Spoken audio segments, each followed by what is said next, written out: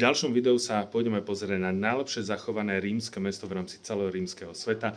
Vítajte v Líbii a vítajte v Leptis Magna.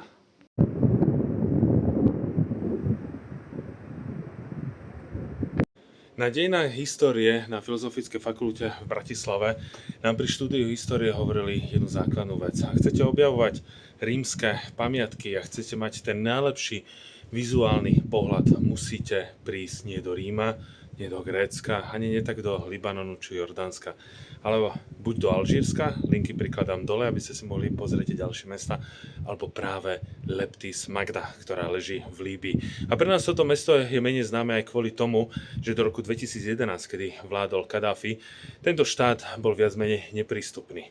Po roku 2011 krajina prepadla do ťažkej občianskej vojny a Líbia sa postupne otvára svetu, ale to neznamená, že toto mesto odrazu, alebo že sem príde obrovské množstvo turistov. A Leptis Magna bola založená na konci 2. storočia nášho letopočtu cisárom Septimom Severom.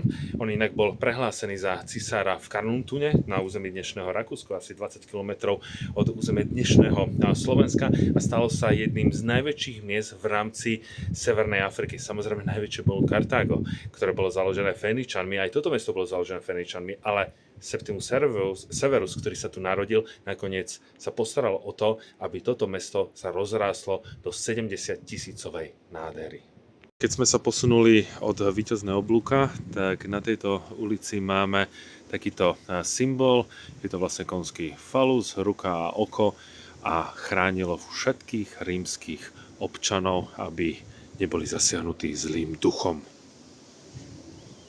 Dostali sme sa do Hadriánových kúpeľov, ktoré boli teda postavené v 2. storočí nášho letopočtu.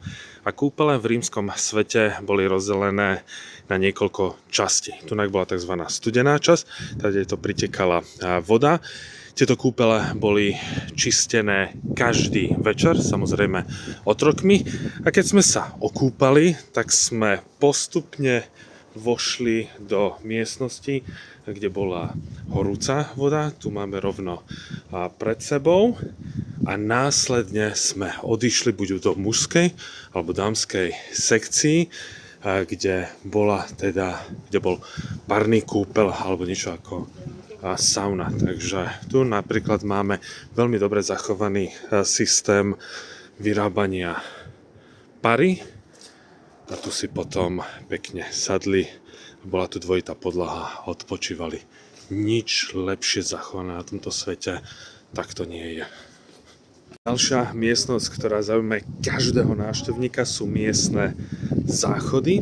A keď sa pozrieme na ne trošku zbližšia, tak zistíme, že na týchto mramoroch, ktoré pochádzajú teda z Talianska, je takáto diera. Dole je teda nejaký kanál, kde to všetko, čo ste vypustili, padlo dole. No a tu boli spolu muži a ženy a hádajte, čím si umývali zadky. Väčšinou nejakou tyčkou, lebo toaletný papier samozrejme vtedy nebol.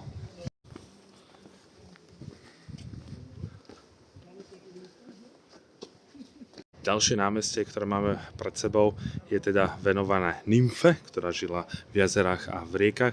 Tieto stĺpy sú z Grécka, tieto sú z egyptského Asúana. Si zoberte, že čo to muselo stať peňazí, že to sem všetko priniesli. No a na tomto námestí sa stretávali karavany, aby mohli obchodovať, a odtiaľto išla 800-metrová dlhá obchodná cesta až k samotnému majaku. A tí, ktorí ste boli v Džeraše a určite ste videli tiež nymfu, tak si teraz zoberte, ako je toto veľké, ako je to veľké práve v tom Džeraši.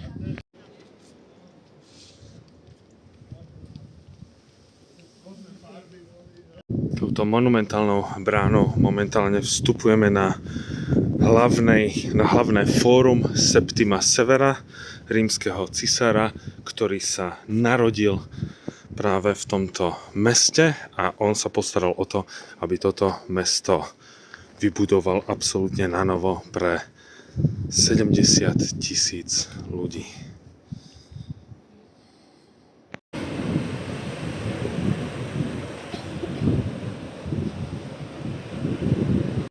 Takto krásne zachovaný rímsky trh človek nenájde v celom rímskom svete. A môžete tu vidieť nielen tieto reliefy a nákresy lodí, ktoré sa vtedy používali, ale takisto sa dostaneme na ten centrálny trh, kde sa teda predávalo všetko možné, čo sa prinášalo v rámci transsaharského obchodu. Do tohto rímskeho divadla sa zmestilo 6 000 divákov. Herci hrali častokrát tragédie, tu v strede boli hudobníci, herci mali masky, ale nemali žiadne hovorené slovo. Takto okolo máte celé Kartágo. No a teraz sa pôjdeme pozrieť do Kolosea a toto neuvidíte ani v Ríme. Tu všetko je zakryté a máte niekedy pocit, že ste v kulisách známeho hollywoodského filmu Gladiátori, keď historici tam našli viac ako 200 rôznych historických hlúpostí, ale keď sa pozriete presne tu, máte tie rôzne chodby, rôzne galérie, no a vôjdeme do amfiteátra, ktorý má, alebo bol projektovaný pre 26 000 ľudí. A keď sa takto pozrieme okolo seba, tak tu máme potom tie jednotlivé vstupy, tady to išli levy, tady to išli gladiátori, všetko je jasne zaznamenané a vieme veľmi dobre, takže pozeráme sa na jeden z najlepšie zachovaných amfiteátrov, kde môžete vidieť to, čo som doteraz v živote nevidel.